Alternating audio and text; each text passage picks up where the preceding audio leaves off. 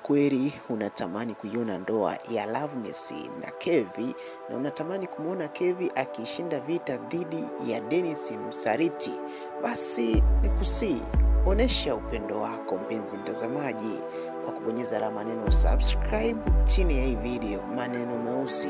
Ukibonyeza alama neno subscribe, basi itakuwa rahisi zaidi kwetu kujua ni watu gani wanaikubali movie yetu ya Mtoto wa Bosi na ni watu gani wanatamani kuiona ndoa ya Loveness na Kevi. Lakini mpenzi mtazamaji, baada ya kubonyeza alama neno subscribe, mpenzi mtazamaji, nikusii jitahidi sana aweze kuacha komenti yako kuhusiana na hiki kinachozidi kuendelea.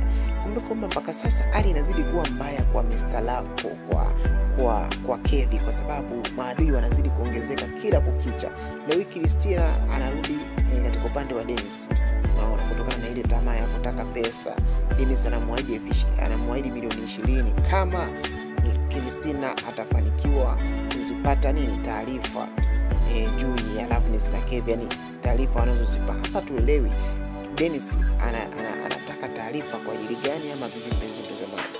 Usishangae kuona Dennis maybe anapanga mipango mikakati ya kuhakikisha anamwangamiza Loveness. Kwa hiyo anachokihitaji Dennis ni kuhakikisha anamteka Loveness. Baada ya kumteka Loveness, maana yake Kevi atakuwa na ugumu sasa wa kupambana.